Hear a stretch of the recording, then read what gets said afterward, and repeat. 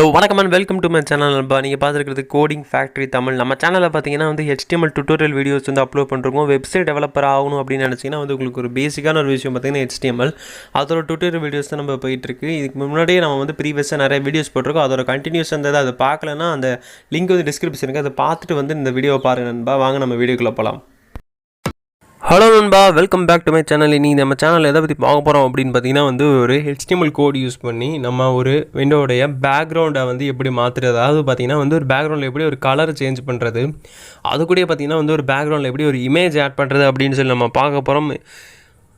இந்த வீடியோ ரொம்பவே இன்ட்ரெஸ்டிங்காக இருக்க போகுது நண்பா. அது மட்டும் இல்லாமல் பார்த்தீங்கன்னா வந்து இந்த வீடியோ ஃபுல்லாக நீங்கள் ஸ்கிப் பண்ணாமல் பாருங்கள். அப்போனா தான் வந்து உங்களுடைய நான் சொல்கிற வீடியோவில் கன்வே பண்ணணும்னு நினைக்கிற எல்லா விஷயமும் உங்களுக்கு வந்து ஃபுல்லாக கன்வே ஆகும். நீங்கள் ஸ்கிப் பண்ணி பார்த்தீங்கன்னா வந்து ஒரு சில விஷயங்களை வந்து நீங்கள் மிஸ் பண்ண சான்சஸ் இருக்குது. அப்படி மிஸ் பண்ணிங்க அப்படின்னா வந்து நீங்கள் ரைட் பண்ணுற கோடு வந்து ஒழுங்காக ஒர்க் ஆகாது. ஸோ வந்து இந்த வீடியோ வந்து ஃபுல்லாக வந்து மிஸ் பண்ணாமல் பாருங்கள். நம்ம வந்து ஸ்டெப் பை ஸ்டெப்பாக சொல்லி தரப்போகிறோம். ரொம்பவே பொறுமையாக சொல்லி தரோம். எல்லாத்துக்குமே வந்து ரொம்பவே ஈஸியாக புரிய போகுது நண்பா. அதனால் வந்து இந்த வீடியோ வந்து ஸ்கிப் பண்ணாமல் பாருங்கள். இதில் இருக்க ஃபுல் விஷயத்தையும் வந்து நீங்கள் ஈஸியாக கற்றுப்பீங்க நண்பா. ஓகே நண்பா, ஃபர்ஸ்ட் ஆஃப் ஆல் பார்த்திங்கன்னா வந்து பேக்ரவுண்ட் கலர் அண்ட் ஒரு பேக்ரவுண்ட் வந்து இமேஜ் எப்படி ஆட் பண்ணுறது அப்படின்னு சொல்லி நம்ம வீடியோவில் பார்க்க போகிறோம். ஓகேவா, ஃபர்ஸ்ட் ஆஃப் ஆல் பார்த்திங்கன்னா வந்து நம்ம வந்து சும்மா ஒரு பாடியிலேருந்து கோடு எழுதிக்கிறோம். எழுதிட்டு இதை வந்து நான் வந்து இப்போ ரன் பண்ணால் பார்த்திங்கன்னா வந்து இந்த விண்டோவில் பார்த்திங்கன்னா வந்து ஒரு ஒயிட் கலர் பேக்ரவுண்ட் தான் இருக்குது. அந்த கோட் பார்த்திங்கன்னா மேலே எழுதியிருக்கு. ஆனால் பார்த்திங்கன்னா வந்து இது வந்து ஒரு ஒயிட் கலர் பேக்ரவுண்டில் தான் இருக்குது. ஒரு வெப்சைட் நீங்கள் டெவலப் பண்ணுறீங்கன்னு பார்த்திங்கன்னா வந்து அந்த பேக்ரவுண்ட் பார்த்திங்கன்னா வந்து வெறும் ஒயிட் கலரில் இருந்தால் யாருக்குமே பிடிக்காது இல்லையா. ஒரு வெப்சைட் அப்ரோச் பண்ணுறாங்க அப்படின்னா வந்து அவங்களுக்கு ஃபர்ஸ்ட் ஆஃப் ஆல் பார்த்திங்கன்னா அந்த வெப்சைட்டோட அவுட்லுக் தான் அவங்களை வந்து அட்ராக்ட் பண்ணும் அப்படின்னு சொல்லலாம். இப்போ நீங்களே ஒரு வெப் டெவலப்பர் ஆகணும்னு பார்த்திங்கன்னா ரொம்பவே பேசிக்கான விஷயம், உங்களுடைய வெப்சைட்டில் எங்கெங்கே கலர்ஸ் இருக்கணும், எங்கெங்கே பேக்ரவுண்டில் பிக்சர் இருக்கணும் அப்படின்னு சொல்லி நீங்கள் டிசைன் பண்ண வேண்டிய சுச்சுவேஷனில் இருப்பீங்க. அப்படிப்பட்ட முக்கியமான ஒரு இம்பார்ட்டண்டான விஷயத்தை பற்றி தான் இந்த வீடியோவில் நம்ம ஃபுல்லாக பார்க்க போகிறோம். ஸோ நான் திருப்பியும் சொல்கிறேன், இந்த வீடியோ ஃபுல்லாக எல்லாமே வந்து ஸ்கிப் பண்ணாமல் பாருங்கள் நண்பா. ஓகே, ஃபர்ஸ்ட் ஆஃப் ஆல் பார்த்திங்கன்னா வந்து நீங்கள் வந்து என்ன பண்ண போகிறோம் அப்படின்னு பார்த்தீங்கன்னா வந்து கலரை மாற்ற போகிறோம். அதாவது பேக்ரவுண்டோட கலரை மாற்ற போகிறோம். ரொம்பவே பெரிய கோடு எழுதணுமா, பக்கமாக கோடு எழுதணுமா அப்படின்னு கேட்டிங்கன்னா வந்து கிடையவே கிடையாது. இந்த ஒயிட் கலர் பேக்ரவுண்டை வந்து நம்ம வெறும் ஒரே ஒரு வேர்ட் மூலியமாக வந்து டக்குன்னு நம்ம வந்து கலருக்கு மாற்ற போகிறோம். அது என்ன பண்ணணும் அப்படின்னு பார்த்திங்கன்னா வந்து நான் முதலே சொல்லியிருப்பேன், HTML ஸ்டார்டிங்லேயே சொல்லியிருப்பேன், நீங்கள் பாடி அப்படின்ற டேக்குள்ளே வந்து எது எழுதினாலுமே வந்து அது வந்து பேக்ரவுண்டில் வந்து ஷோ ஆகும். அதாவது பார்த்திங்கன்னா வந்து இந்த விண்டோவில் வந்து ஷோ ஆகும். அந்த பாடி டேக்குள்ளே பார்த்திங்கன்னா வந்து ஆட்ரிபியூட் அப்படின்னு சொல்லி ஒன்று ஆட் பண்ணி வந்து நீங்கள் வந்து பேக்ரவுண்டோட கலரை மாற்றலாம்.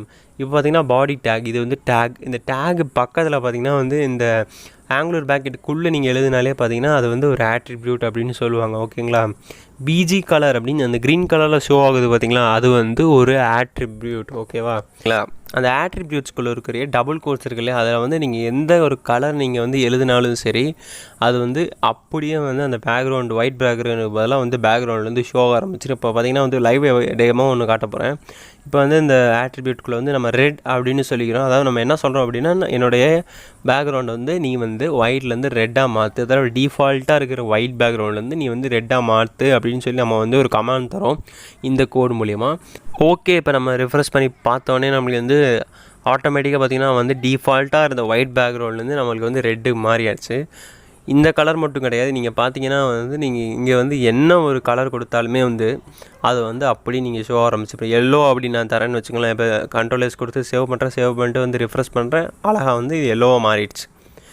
இப்போ அடுத்து பார்த்திங்கன்னா நான் ஃபேவரட் கலர் பார்த்திங்கன்னா ப்ளூ வந்து தரேன். இப்போ ப்ளூ கொடுத்துட்டு கண்ட்ரோல் கொடுத்துட்டு சேவ் பண்ணுறேன், இது வந்து ப்ளூவாக மாறிடும். இப்போ பார்த்திங்கன்னா தெரியும், ரிஃப்ரெஷ் பண்ணுறேன், ரிஃப்ரெஷ் பண்ணோன்னே வந்து ப்ளூ கலராக மாறிடுச்சு. உங்களுடைய பேக்ரவுண்ட் வந்து இந்த மாதிரி ஒரே ஒரு சிம்பிளான ஒரு ஆட்ரிபியூட் வந்து நீங்கள் வந்து பாடி டேக்கில் கொடுக்குறீங்க. கொடுத்து பக்கத்தில் பார்த்தீங்கன்னா வந்து உங்களுக்கு என்ன கலர் தேவைன்னு சொல்லி அந்த கோட்ஸ்குள்ளே கொடுக்குறீங்க. கொடுத்தோடனே வந்து உங்களுடைய பேக்ரவுண்ட் கலர் மாறிடுச்சு. ரொம்பவே சிம்பிளான ஒரு விஷயம் நண்பா. நீங்கள் வந்து கரெக்டான இடத்துல ஆட்ரிபியூட் கொடுத்துருக்கணும், இந்த ஈக்குவல் டு சைன் போட்டிருக்கணும். அது மட்டும் இல்லாமல் அந்த டபுள் கோட்ஸ்குள்ளே அந்த கலர் என்னன்னு சொல்லி கொடுத்துருக்கணும். இந்த மாதிரியான சின்ன சின்ன விஷயங்கள்லாம் நீங்கள் மிஸ்டேக் பண்ணாமல் கரெக்டாக பண்ணீங்க அப்படின்னா வந்து இந்த அவுட்புட் உங்களுக்கு கண்டிப்பாக கிடைக்கும். நிறைய பேர் இதில் தப்பெல்லாம் பண்ண மாட்டேங்க. தப்பு பண்ணுறதுக்கு இது ஒன்றுமே கிடையாது. ரொம்பவே சிம்பிளான ஒரு கோடு தான். யாருனாலுமே வந்து ரொம்பவே ஈஸியாக எழுதிடுவாங்க. அதனால் வந்து இந்த ரொம்பவே சிம்பிளாக இருக்கிறனால தான் வந்து நம்மளுடைய ஸ்டார்டிங் லெவல் வீடியோஸில் சொன்னேன். இது மட்டும் இல்லாமல் பார்த்திங்கன்னா நம்ம CSS வீடியோஸ் போட போகிறோம். அந்த வீடியோவில் பார்த்திங்கன்னா வந்து இன்னும் நிறைய அட்வான்ஸ் எல்லாம் வந்து நம்ம சொல்லித்தர போகிறோம். அதெல்லாம் தெரிஞ்சுக்கணும்னு நினச்சா நம்ம சேனலை சப்ஸ்கிரைப் பண்ணிங்க. இப்போ பார்த்திங்கன்னா வந்து நம்ம விண்டோ வந்து பேசிக்கிட்டே வந்து சில்வர் கலருக்கு மாற்றிட்டோம். அடுத்து பார்த்திங்கன்னா வந்து கோல்டு மாற்றி பார்ப்போம். இப்போ பார்த்திங்கன்னா கோல்டு கலருக்கு மாற்றினோடனே பார்த்திங்கன்னா வந்து கோல்டு கலருக்கு மாறிடுச்சு.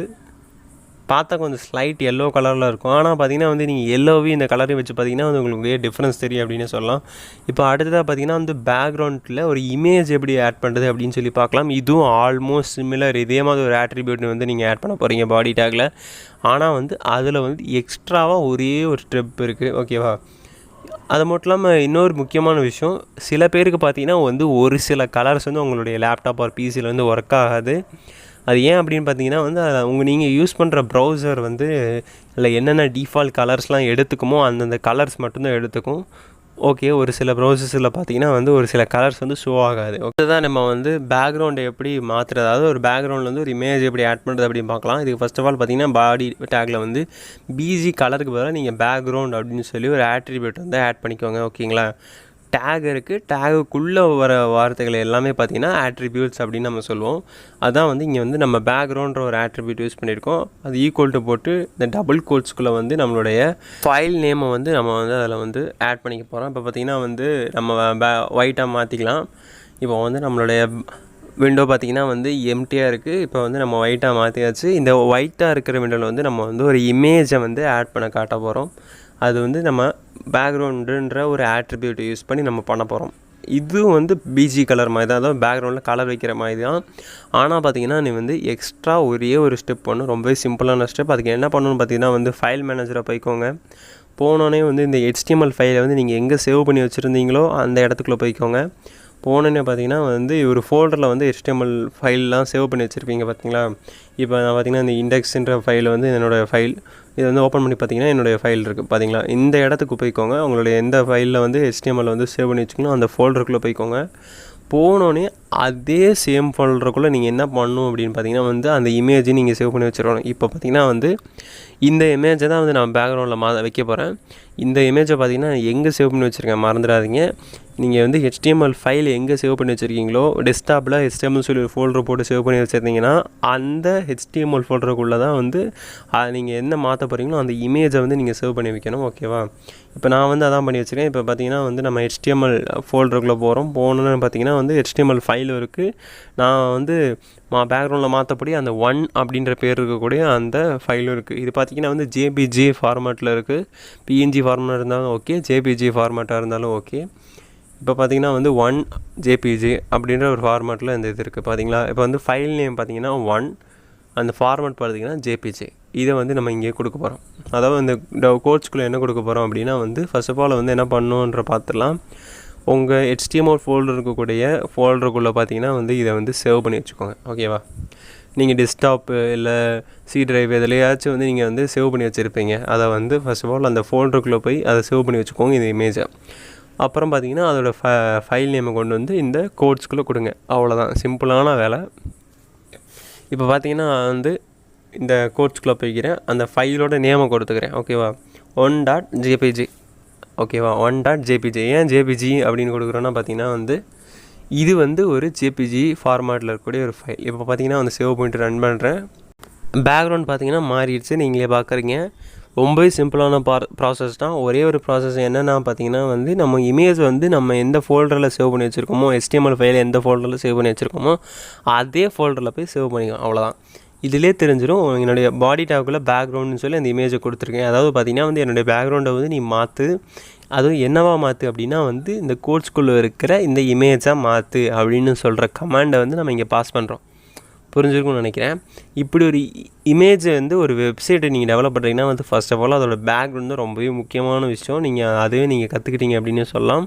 இன்னும் நிறைய வெப்சைட் டெவலப்மெண்ட்ஸை வந்து நீங்கள் வந்து ஃபுல்லாக லேர்ன் பண்ணணும் அப்படின்னா வந்து நம்ம சேனல் வந்து கண்டினியூஸாக பாருங்க. நம்ம வந்து ஸ்க்ராப்லேருந்து சொல்லி கொடுத்துட்ருக்கோம். இந்த HTML கோர்ஸ் முடிஞ்சோன்னே நம்ம CSS கோர்ஸ் இருக்க போகிறோம். ஓகேவா? இதுக்கு முன்னாடி HTML வந்து நீங்கள் வந்து டேக் யூஸ் பண்ணி வந்து நீங்கள் வச்சுக்கலாம். அதுக்கு பார்த்தீங்கன்னா வந்து இமேஜ் டேக் அப்படின்னு சொல்லுவோம். இப்போ இமேஜ் SRC அப்படின்னா வந்து சோர்ஸு, அடுத்து பார்த்திங்கன்னா அதோட நேம். ஓகேவா? இது வந்து ஒரு இமேஜ் டேக் அப்படின்னு சொல்லுவாங்க. IMG மீன்ஸ் இமேஜ் அப்படின்னு சொல்லுவாங்க. இப்போ வந்து நம்ம சேவ் பண்ணிட்டு ரன் பண்ணி காட்டுறேன். இதோட யூஸ் என்ன அப்படின்னு சொல்லி நீங்கள் பார்த்துப்பீங்க. இப்போ பார்த்தீங்கன்னா வந்து லோட் ஆகிட்டு இருக்குது. இப்போ லோட் ஆன பார்த்தீங்கன்னா வந்து இது இமேஜ் வந்து ப்ளேஸ் ஆயிடுச்சு. ஆனால் இந்த பேக்ரவுண்ட் டேக்கும் இதுக்கு என்ன வித்தியாசம் அப்படின்னு பார்த்தீங்கன்னா வந்து இது ஒரு இமேஜ் டேக் இல்லையா. அந்த இமேஜை மட்டும் தான் இதில் ஷோ ஆகுமே ஒழிய இதில் வந்து நீங்கள் வித் அண்ட் ஹைட்லாம் வந்து நீங்கள் தான் வந்து டிஃபால்ட்டாக இருக்காது, நீங்கள் தான் வந்து செட் பண்ணுற மாதிரி இருக்கும். அந்த இமேஜ் என்ன டிஃபால்ட்டான சைஸில் இருக்கோ அது மட்டும்தான் அதில் ஷோ ஆகும். இப்போ பார்த்திங்கன்னா வந்து நான் வந்து வித்து மாத்திரேன் 100 பிக்சல் வச்சுக்கிறேன், ஹைட் வந்து 100 பிக்சல்ஸ் வச்சுக்கிறேன். இந்த வித்து ஹைட்லாம் பார்த்திங்கன்னா வந்து நம்ம சிஎஸ் டியூட்டோரியல் வீடியோ போடும்போது வந்து உங்களுக்கு புரியும். இப்போ பார்த்திங்கனாலே வந்து உங்களுக்கு தெரியும் என்னென்ன சேஞ்சஸ் வந்திருக்கு அப்படின்னு பார்த்தாலே தெரியும். 100 பிக்சல்ஸுக்கு வந்து வித்தும் ஹைட்டும் மாறினால வந்து அந்த இமேஜோட அந்த சைஸே வந்து இப்போ பார்த்திங்கன்னா வந்து சின்னதாகிடுச்சு. ஓகேவா? இதுக்கு முன்னாடி பார்த்தாலுமே தெரியும் உங்களுக்கு வந்து அந்த பேக்ரவுண்டுக்கு வந்து கரெக்டாக ஃபிட்டாக இருக்காது, இந்த பார்டரை வந்து சுற்றி வந்து கொஞ்சம் கேப் இருக்கும். ஓகேவா? இதுதான் வந்து ரொம்பவே சிம்பிளான ஒரு 2 இம்பார்ட்டண்டான ஒரு டேக் நண்பா. இந்த மாதிரி நிறையா HTML டியூட்டோரியல் வீடியோஸ்லாம் பார்க்கணும்னா நம்ம சேனல் சப்ஸ்கிரைப் பண்ணி வச்சுக்கோங்க. பக்கத்தில் பெல் ஐக்கன் வரும், அதை அழுத்தி வச்சுக்கோங்க. ஓகே, நம்ம இன்னொரு பார்க்குறேன். பாய்.